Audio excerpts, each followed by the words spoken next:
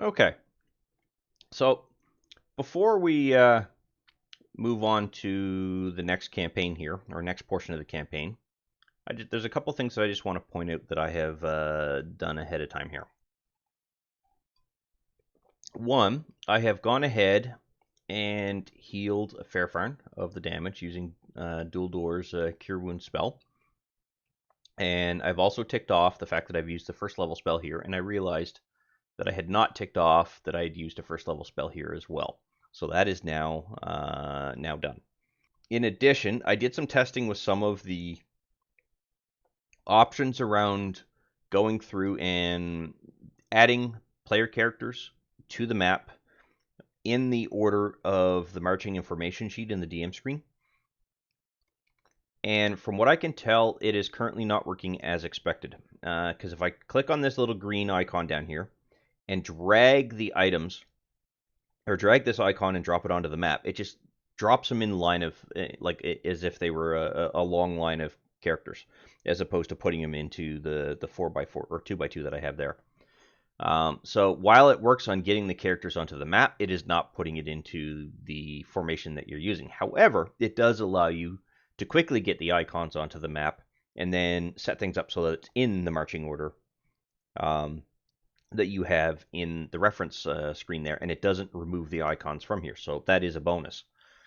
Another thing that I'm going to do is I am going to modify how the initiative is working within the combat tracker. I don't know if you noticed it last time, but when we completed round 1 and went into round 2, none of the initiatives were re-rolled. And that's because I had that setting in place.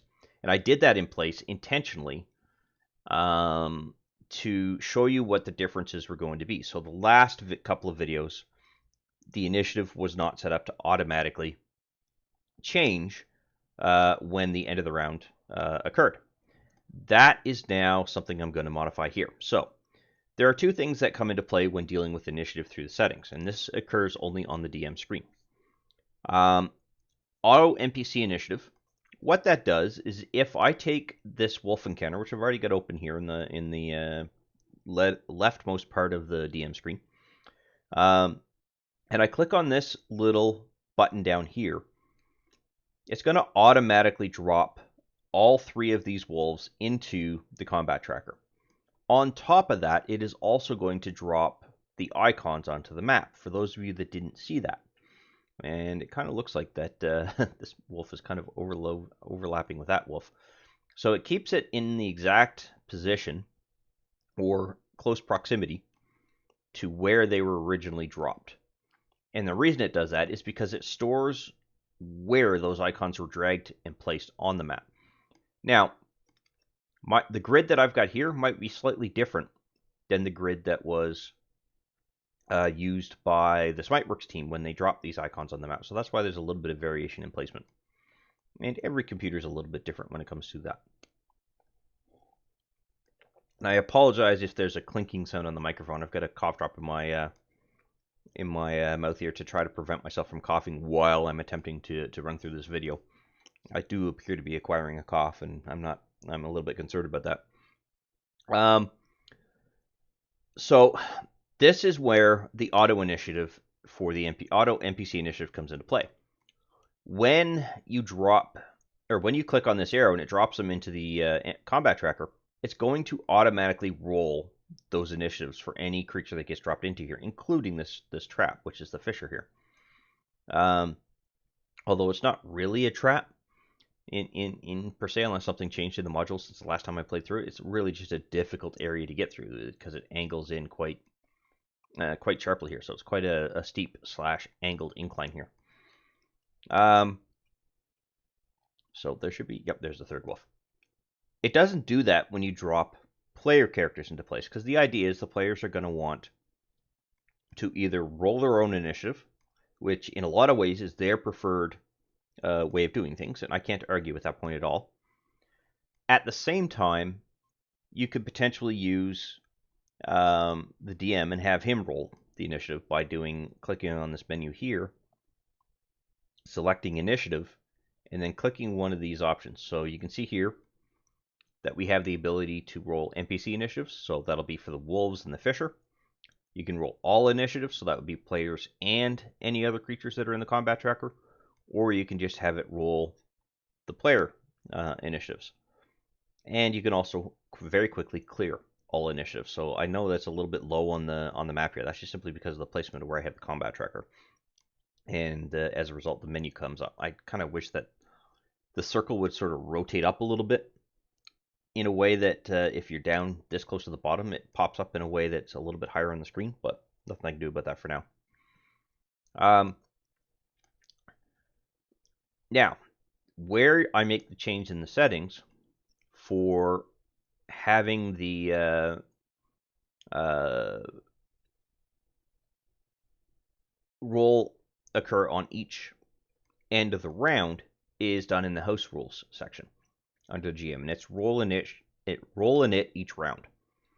And CT stands for combat tracker, in case you didn't catch that. In this case, I have it off. I'm going to turn it off, or on rather, and that's really the only two states that are available is on and off. There is no third state or fourth state in there, like what you would see in some of the other stuff. So I'm going to turn that on. And right now, what that means is that any creature, player, or NPC or object that is now in the combat tracker, when you hit the end of the round, it is going to automatically re-roll the initiatives for you. And the reason I do that is as follows.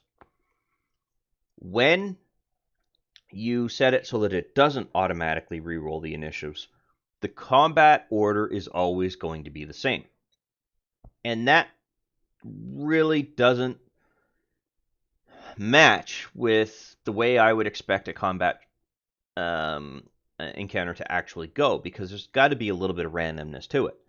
And if you hit, for example, a wolf so hard that your next you gain an initiative as a result of it because you rolled higher on the next round, that wolf goes next, you go first, you're taking an advantage of something you did in the previous round, even though it's really just a random series of results that come up. But that's how a DM can spin it and play it, and it provides a much more random encounter overall, much more potentially enjoyable encounter overall, because not only does it add a little bit of risk in the rolls, you could have it so that all three of the wolves go first and the whole party goes last, or vice versa. So there's a little bit of risk in play here, but at the same time, and I've seen this happen more often than not, that you're down to that last boss mob, and it's almost on the verge of cleaning out the party. I mean, three of your characters are down. You've got your last player character left. It's all up to that particular character, and luck have it, that character gets the initiative first, and it's enough to take down the encounter. That is what makes an encounter. So with all of that out of the way, what I'm going to do now is open up the campaign to the party again. We've already got it on the player screen. We've got everything open, everything's set up. I'm now prepared as the DM for the next encounter because the character is going to have to go past the wolf's den here, or kennel as it's called. But how are the players going to do that? That's going to be the question. Potentially they could sneak past, depending on whether they've got a high enough sneak value. They could potentially sneak all the way through the overall map to the boss encounter. But at the same time, there's a chance that they could potentially take advantage of a shortcut that could exist here. And this area is quite difficult to climb, so there's going to be something that comes into play if you look at a character attempting to ascend or descend the chimney shaft must make a DC check of 10 or higher on a strength check, athletics preferred. If the check succeeds, the character moves at half speed up or down the shaft. So there is a fissure here that the characters could actually jump through, or climb through rather, and get up to this particular area here. And technically this area is where the boss fight is. One of the boss fights, I should say.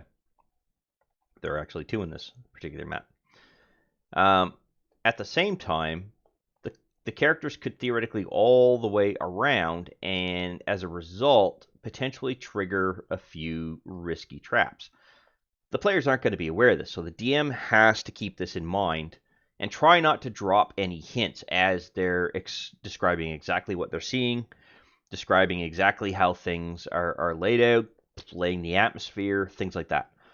Um, and that's what's going to make the story interesting, is how are the players going to go through this particular passageway without alerting these wolves, or are they just going to go in and attack everything that they go through, like a smash and grab kind of concept, if you will.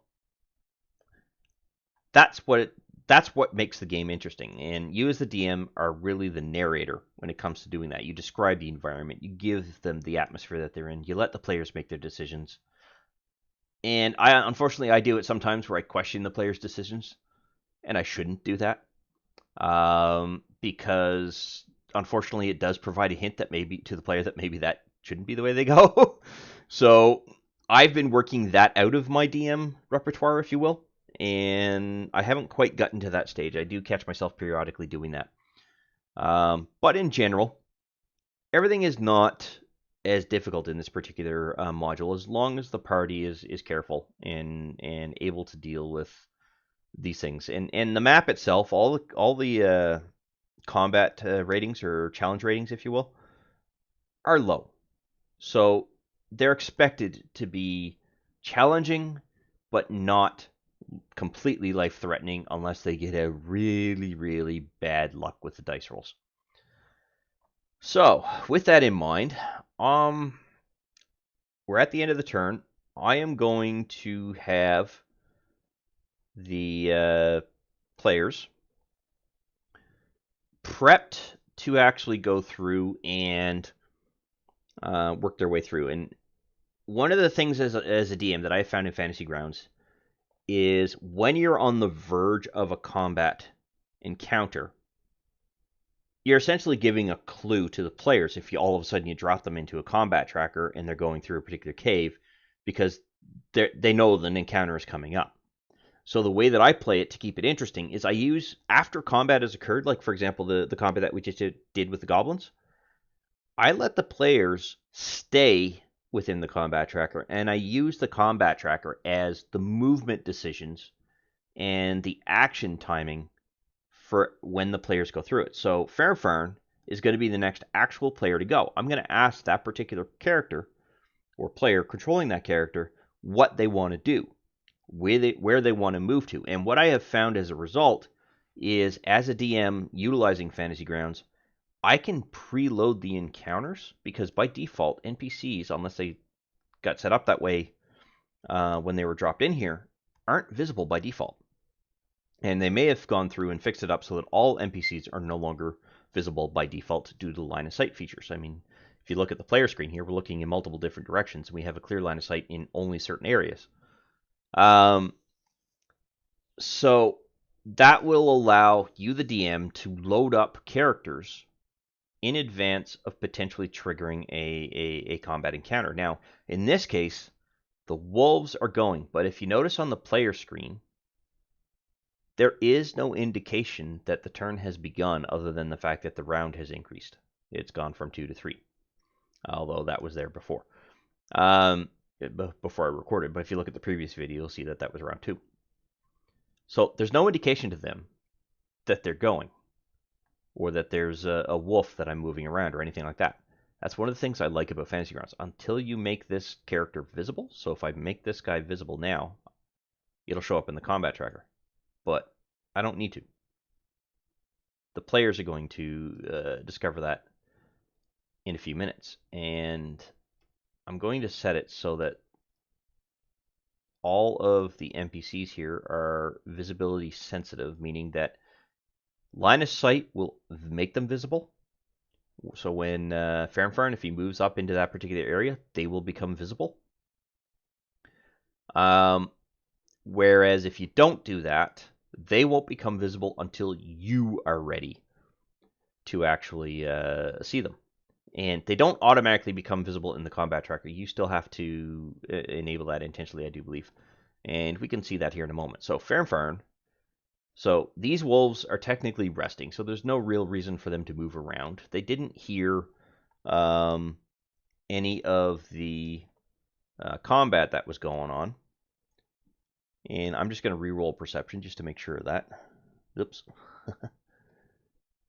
There's an easier way to do that. Derp. So I'm going to have this character, or this wolf, roll a perception check. So in that case, it's just a wisdom check. You just click on the C here. Okay, yeah, no, they didn't notice.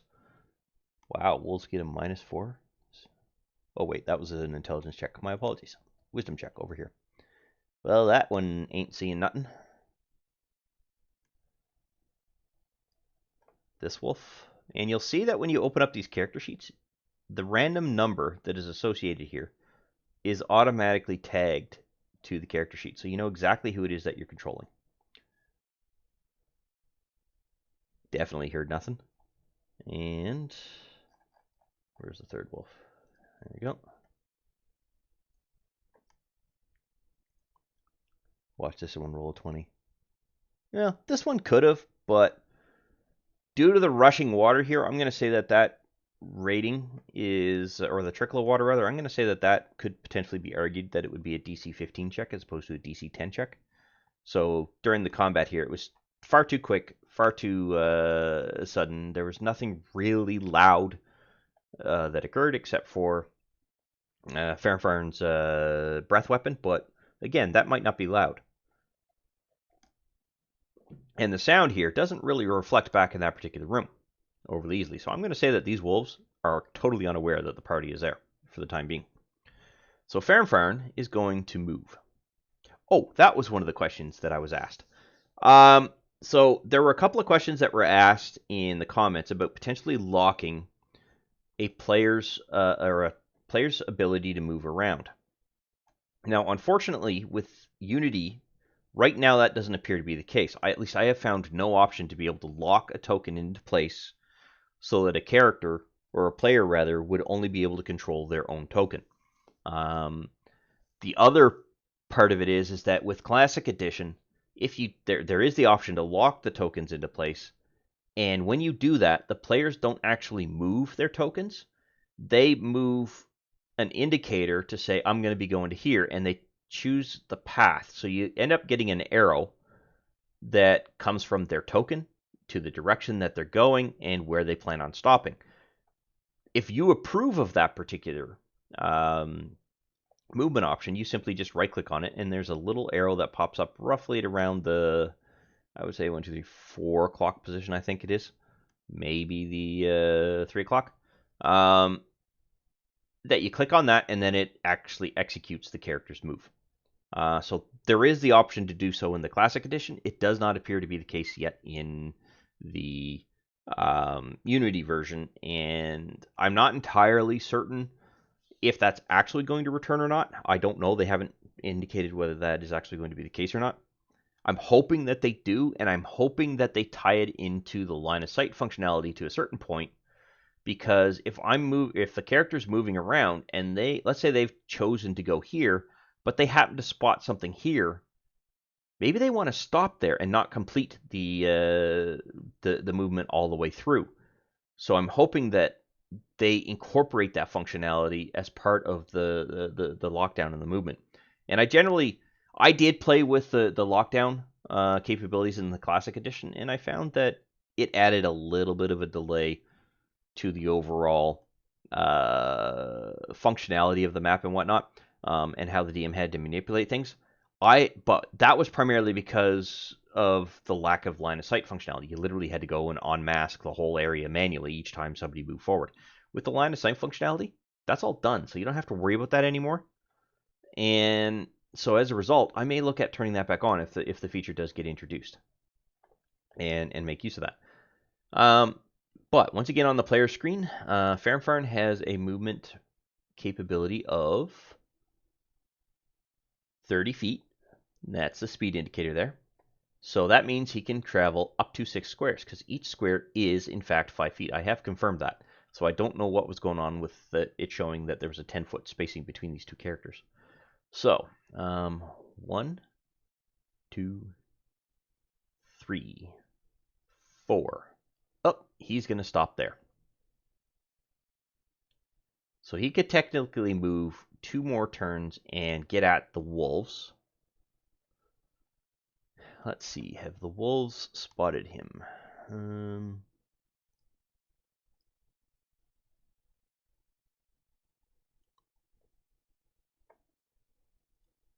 Yes, one of the wolves has spotted him. So at this point, two of the wolves actually has spotted him. So the first one is completely oblivious. The other two have definitely spotted him.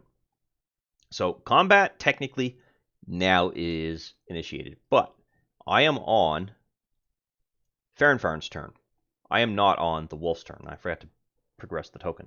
So that means it is faerfarn's opportunity to get in early, get an attack in, and try to take out one of these wolves very quickly. He's in fact going to try to do that. So I'm going to use the boom, boom. He's going to call out that there are wolves here. Now, here's the other thing. This encounter does have a little bit of a catch-22. If you scroll over here on the DM screen, open up the Clark's Cave discussion. If anybody in here hears combat in this area, there's a chance that they may not necessarily... If they are warned by the goblins in Area 7, which is up here, and you can see the Area 7 here, then they won't be surprised. And in fact, Clark might have the potential to actually run down and try to escape. Or one of the other goblins might try to run down and escape. That doesn't necessarily always happen, but it could potentially happen. So you as the DM are going to have to keep that in mind. Now, there might be enough wind here, it could be argued, passing through this that it whistles loud enough to mask any of the sound, but at the same time, if the wind is going in this direction, it's going to carry sound up. So there's a chance that they could potentially be detected or made aware that there is actually a combat going on here. But having said that, Fern is going to target wolf number 10, and you'll notice I did something a little bit differently this time.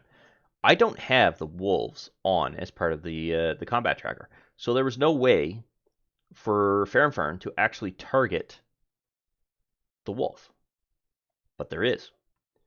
While I've been right-click or holding down Control and clicking on the icon associated with the NPC in question on the combat tracker, you can do the exact same thing on the map. And that is something that I've been intentionally holding off and showing you during this particular thing to give you a little bit of an idea of extra functionality on the map.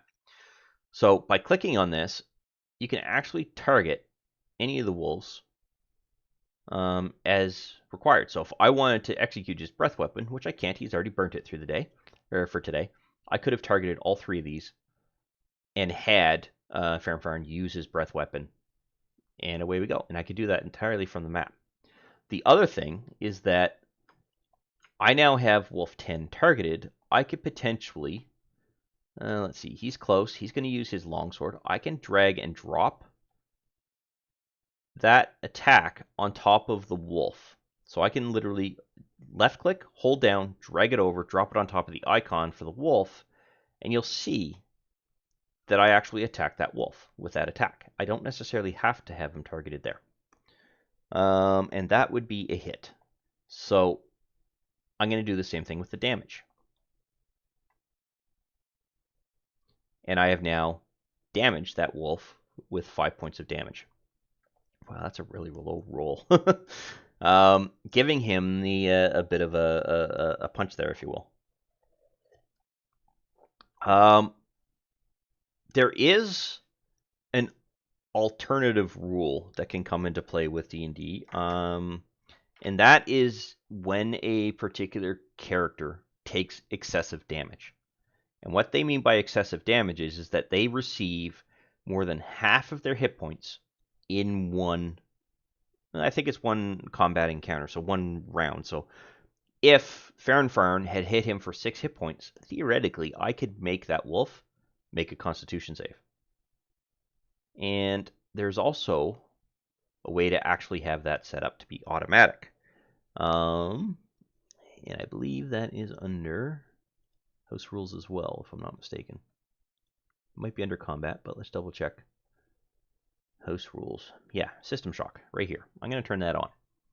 And the reason why I'm going to turn that on is it adds a little bit of risk to the encounter. So, system shock is where a creature or a player, and I'm not entirely certain if it affects NPCs, so I'm turning it on intentionally to see if that actually will come into play.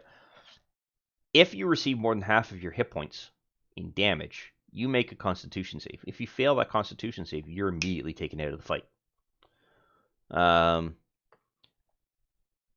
And that adds a bit of risk to the players. And I generally don't turn it on at level 1, but I want to see how this actually works in reference to NPCs. So I've turned it on for now. All right, so there's nothing else that faerfarn is going to be able to do unless he decides to use his second win, which is a heal. And he's not going to do that just yet. He hasn't suffered any damage. He'll save that for a little bit later. So there's nothing else he has. I don't think he has any... No, he has 2 weapon fighting.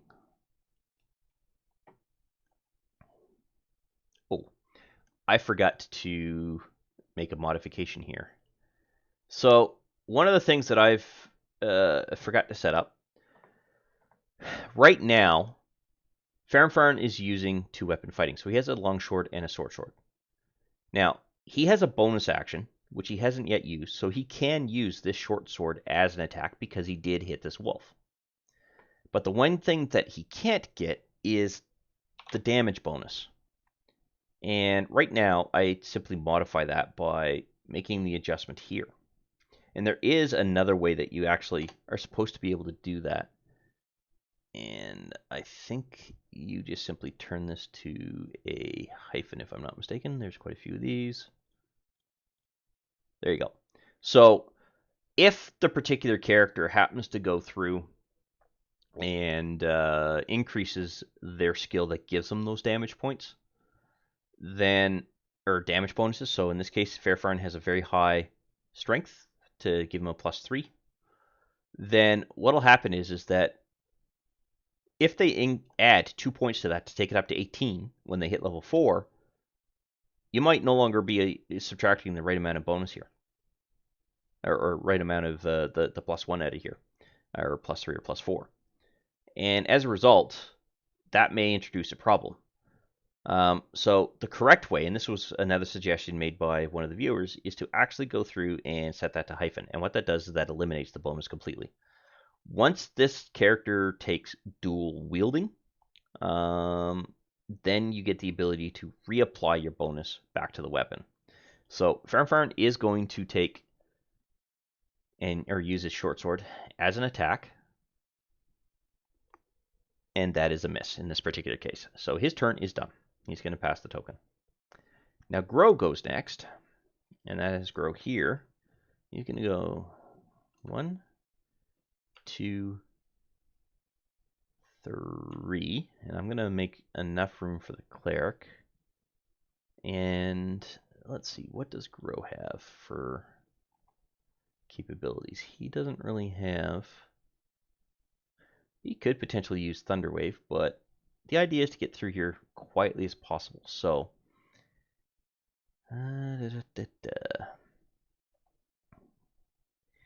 he is going to cast Resistance on himself and give himself a bonus, and that'll last for 1 turn. So that's in case one of the wolves circles around. And right now, unfortunately, Grow doesn't have any other ability to do anything. Now, the Fisher obviously doesn't do any movement, so if you look on the DM screen, it doesn't come into play yet. Now, Clever is the next character who can go. So Clever is going to move up to here. Now, she has the ability to now see all of the wolves in question. And what she's going to do is... She didn't pick up her arrows, so she doesn't have those. Sneak attack. Ah, this is a perfect opportunity to show sneak attack if she hits. So she is going to use her short bow and attack this wolf. And unfortunately, she misses. Dang it. I won't be able to show that. And she has no other capability right now. Okay, so that would be her turn done. Now that puts it at this wolf. So this wolf is going to go... There we go. and move into place here and attempt to attack Fern. So do I have him now targeted? Yes, I now have him targeted. Now, there's a couple of things that come into play. And yes, I know they have keen hearing. I intentionally did not allow them to hear anything. So, a wolf with pack tactics has advantage on its attack rolls when one of its allies is within 5 feet of the same target. In this case, this wolf has now flanked Fern.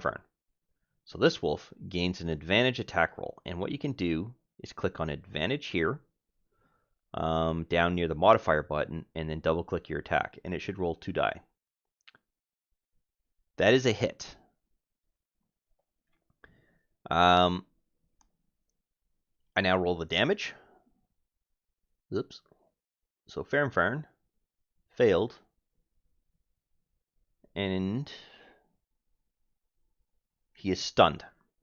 So there's an effect that comes into play here. On top of that, Fern now has to make a strength versus saving throw. And fails. Auto fail. He is now prone, which means he's now stunned and on the ground. Any further attacks that occur to him are now with advantage. And this is where random dice rolls will come into play, because there's a chance these two wolves won't necessarily be at the top, but there's also a chance Fern won't also be at the top. Now, he is stunned for 1 round. And I believe that might be the wolves' round, not his round, but we will see when we come around to that. You'll see the effects disappear. There's nothing else that this particular wolf can do. So his turn is now done. Duldor, has heard Fern scream. So he's going to move in. So you'll notice, now, one thing here. I was hitting the upper left movement button, and it wasn't moving into that particular area. And the reason for that is that that particular square there is blocked, partially. You can still move into it because it's not totally there, but you can't pass through it, which means there's a block there. So 1, 2, 3, 4. Okay. Now, healing word for Duldor.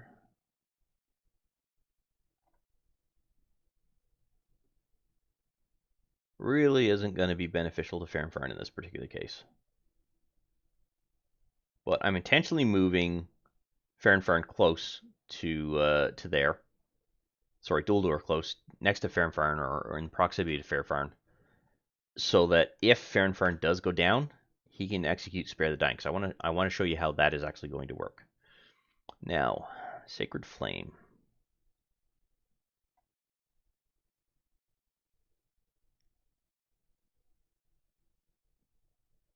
Okay, so Sacred Flame is actually a spell that increases with damage over time. And at 5th level, you gain the ability to use it at 2d8, as opposed to 1d8, which is what you're currently doing. So, how much does his Warhammer do for damage? Because that's versatile. In this case, it's doing 1d8 plus 1. Alright, so I'm going to use, and I'm intentionally not going to target the wolf right here. I'm going to simply left click, drag this dice, and throw it on top of that wolf. And there is a failure there. So that means that that particular wolf is going to suffer 1d8 radiant damage. So again, I'm going to simply left click, drag and drop it on top of that particular wolf, and let the roll occur. Okay, so that wolf should have taken 7 points of damage. And you can confirm that, sorry, 1 point of damage, dang it. And you can confirm that by looking at the combat tracker. And he, in fact, did take 1 point of damage. Now, is guidance a bonus action here? No, it is an actual action. And nothing else here is a bonus action? No. Okay. So, let's see how this is going to work. So, I'm now going to end the turn end the round by clicking on the down arrow so that Duldor can indicate that his turn is complete. You'll notice now that the initiative has rerolled, and oh my lord, all the wolves are going. Almost all the wolves are going first. So there's a good chance that faerfarn's going to go down here. All right. So, starting the next round, we are now into round 4. Wolf 10, which is this wolf here on the DM screen, gains advantage because of the fact that there's a wolf next to the target that he is going to attack. It's going to make that attack, and it's going to automatically be with advantage anyway, and that is a hit. So he is already prone, and faerfarn is now unconscious. So not only is faerfarn prone, oops, I'm going to scroll in here. He now has resistance to fire, he is prone, and unconscious. So he is out of the fight at the moment, which is not necessarily a good thing. This wolf is now going to switch targets because this target is now down, and all I did was control and oh,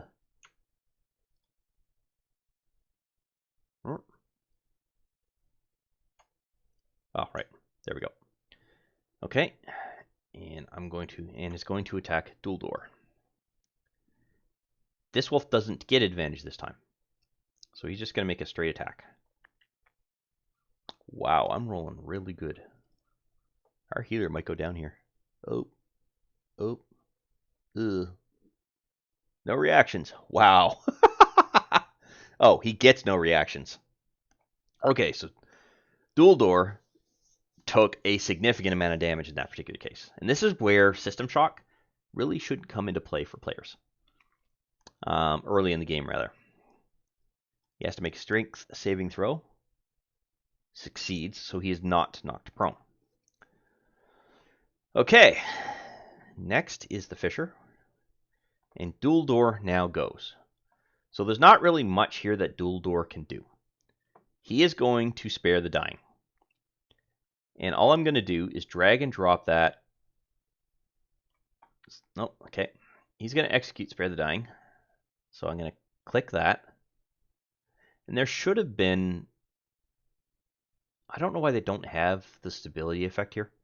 But as the DM, actually as the player, I can now drag and drop the stable effect. So stable. That's not on him.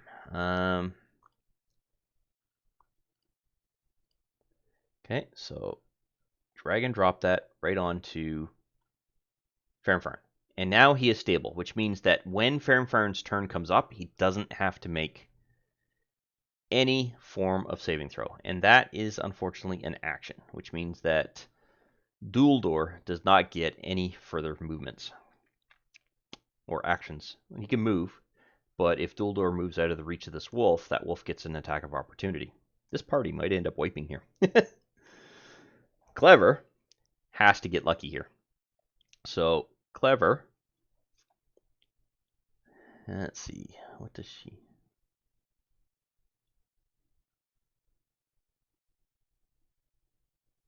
All right, she is going to change targets, and she currently has nobody target, so she's going to attack this wolf because she realizes now that and that is once again a miss.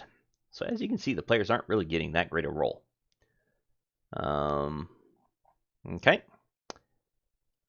That means that Grow is the only one who has any potential ability to do anything. So Grow can do this. He's going to move to there. Technically, that is legal. Oops, I'm not doing that. I don't mean to be doing that there. So he's going to move to there. And he is going to cast Thunderwave. Thunderwave is a spell that originates in a 15-foot cube from you, which means it would, let's see, is there a pointer here? Draw a square. It would affect an area that is like that. So it's centered here, and it affects everything outwards from that point forward. So these two wolves here would be affected. So I'm going to get rid of that drawing. And he's going to target both of these wolves and then execute Thunderwave.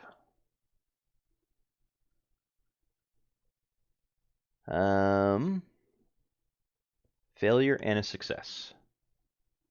So there's 2d8 points of damage that's going to happen here. Oh, nice. That took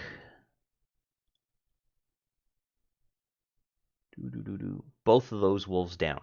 So now the party only has to contend with this particular wolf. The problem is he can't end his turn here because he's technically standing on top of a fallen comrade. So he's going to move to there because he doesn't have to worry about an attack of opportunity coming from this wolf. This wolf is unconscious / dead. This is the only wolf that could potentially attack him.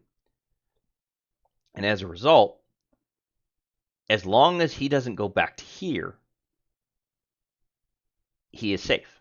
If he doesn't leave that wolf's sphere of attack capability, which, in case you weren't aware, is generally the squares immediately around it, unless it has a reach of 10, then it's actually 2 squares around it, he won't incur an attack of opportunity. So this wolf is the only wolf that is now left. The problem is, utilizing Thunderwave, there's a very good chance now that the people up here aren't going to be surprised. In fact, I could go through the process of rolling for that, but I'll do that after this particular encounter. So that's how that particular round has gone. Fern, you'll notice that he didn't roll a death save. He's unconscious. He should have. No, wait, he isn't. He is unconscious, but he is now stable, despite his dying aspect here. So, with that in mind, when you apply Spare the Dying, you stabilize anybody who is in a dying state. They no longer take any further death save rolls, and as a result, don't have to worry about it. Now, I'm actually going to modify this ability right now because that should have been something we could have added as an effect here. So I'm going to very quickly add spare dying semicolon stable, and it never expires, and it's a target. So that would allow me to actually target somebody, and instead of me having to load up the effects thing, it will actually apply that effect implicitly. So I will intentionally remove this. So he is now stable. And then he's going to target. Sorry, Duldor is going to just simply drop this on here. We'll drop it onto the map. And you see, he is now stable. That should prevent Faerfarn from having to worry about rolling any additional death save rolls. And if we get through the next round, we shall see what happens there. So, Wolf 6 is unconscious. We don't have to worry about that wolf anymore. And that puts Wolf 10, which is unconscious, at the top of the list. Great, that means the party actually gets to go first. And this is a perfect example of the party is on the verge of wiping. We've got one character down and stable. We have another character who took a massive amount of damage to his hit points, but is still up. He just can't react. So this wolf, if this character wasn't here, and I'm pointing this out on the DM screen, if Grow wasn't next to the wolf, this wolf could have run away and not suffered an attack of opportunity from Duldor, because Duldor is suffering from a no reaction effect right now.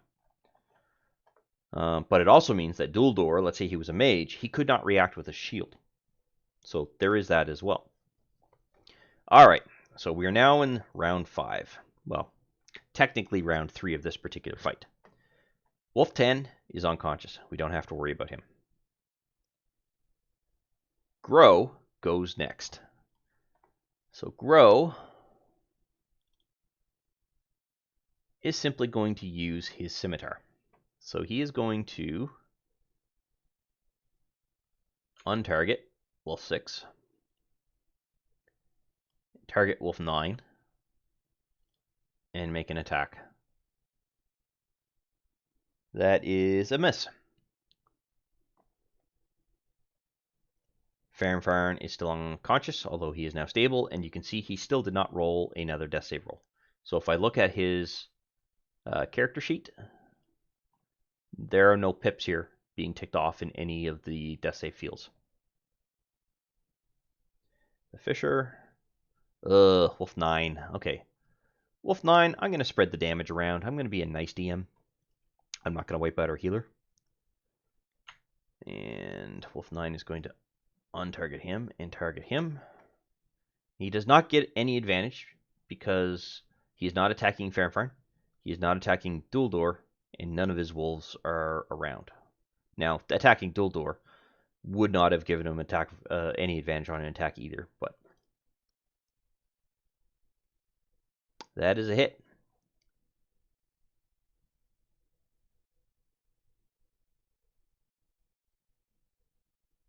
No reaction, disadvantage to attack, and disadvantage to checks. That is a massive system shock. Holy crap. Alright, and that's all the wolf can do. Unless he wants to run away, which... Let's show how that works. So, Grow here can make an attack of opportunity. So this wolf has made his attack. His packmates are down. He's going to run away. He's now left Grow's... Shit, he can't do reactions. Okay, so I'm not going to play that right now. Never mind. But anyway, yeah, I think you've gotten the point by now. Clever. Clever, it's all up to you at this point. So let's have a look here. So Clever, what can you do? You are still trying to fire arrows at him. So I'm going to drag and drop that into place. Finally, that hits. So, this wolf has two people that are actually next to the wolf that are an ally of Clever. That means I can now execute this sneak attack roll. So I'm going to click that to apply the effect to Clever. And then I'm going to roll the damage. And what you'll see is that the 1d6 die for the short bow has been rolled, and then you'll see this purple die. That is for the sneak attack capability. And that... Did that take out that wolf? That definitely should have taken out that wolf. So, wolf 9? Sorry, that was my bad. So I now have to drag and drop the 14 onto that wolf, and that'll apply the damage. Now that wolf is down. Yeah, okay. So I clicked here because Clever didn't have that wolf targeted. But all I had to do as the DM was drag and drop that damage on top of the wolf. Or actually, I did that as the player and drop that onto the wolf. That wolf is now down. This encounter is finished. So the party can now begin to focus on recovering Faerfarn. So I'm going to clear the wolves out of this encounter. I'm going to take the wolf encounter and drag it into the party's experience point sheet here. And I'm going to award that out. So you can see that the party acquired 38 experience points. Still not enough to level up, but they're close. They're getting there. Now, Duldor is going to execute another Cure Light Wounds on Faerfarn. And that's going to quickly drop the heal right on top of Faerfarn. So Faerfarn is now back up, and all the effects that are on him can be removed. He's not necessarily standing, but he doesn't need this. He's no longer unconscious. Okay, so Faerfarn goes ahead and stands up. Oh, yeah, look at that. It was Duldor's turn next anyway. So, problem solved. Now, generally as a DM, I will let when the last NPC has been taken out in a fight, I will finish the actual round. And then the NPC or the initiatives that get rolled after that is the movement order that I then use going forward. And that allows for a variation in everything that goes forward as you move through a particular dungeon. And what I mean by that is that after combat, the first person to go is not necessarily going to be, or the first person to move rather out of the area isn't necessarily going to be the first person to move that moved last time out of an area. This gives you the randomness of that particular movement order, and it adds that randomness to the overall story. Okay, this party is hurting. So this party is temporarily going to make a tactical retreat and leave the map. So the first person to go is Grow. So that is this particular character here. And he's going to go 1, 2, 3, 4, 5, 6. Use a dash, and I'm going to put him there so that to indicate that he's temporarily exited the map. Next person to go is Clever. 1, 2, 3, 4, 5, 6. 1, 2, 3 to dash out as well. Then it's faerfarn. 1, 2, 3, 4, 5, 6, and then dash to get out. And then last is Duldor. Oops. There. Okay. So the party is making a tactical retreat to recoup and rest as best they can. Now what that means is that as DM, you could potentially throw them into a situation where they could potentially run into another encounter. Now the whole point of a level 1 campaign is to allow the players to enjoy that campaign. Yes, there's risk in play here, but they're not going to enjoy that campaign if you happen to throw an encounter at them. And this is a perfect example as to why having your DM roles not be displayed to the characters. So I'm going to open up the encounter check, and I'm going to roll that, and it's going to go into chat. But it's not going to be visible to the players. And all that's going to do is tell the players that, hey, what just happened? They're going to think there might be an encounter coming. Then they're going to start to worry, and then you as the DM are going to sort of let them off the hook. So, everyone has gotten a long rest. And do that here. They're taking a long rest to recoup all of the hit points that they have. Regain all of their spells and take another crack at this particular cave in a fresh frame of mind. They didn't know that they didn't have an actual encounter kick off. As you can see, no encounter, but it's not displayed inside of the chat box there on the player side. So that is one of the ways where hiding your dice roll as the DM becomes beneficial, because now the player's going, oh good, finally we didn't have to worry about it. But you made them panic for a very brief moment. And that kind of adds the level of tension that you might want in this particular situation. They're camping relatively near a goblin hideout.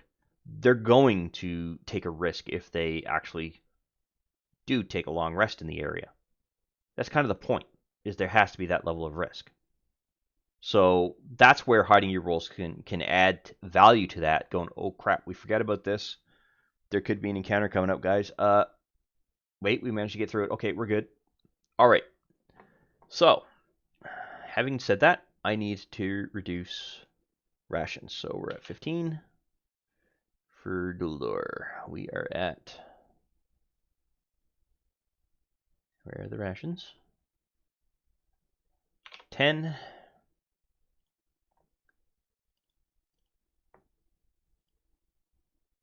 And this is where as a DM you go, okay players, time to use up one of your rations.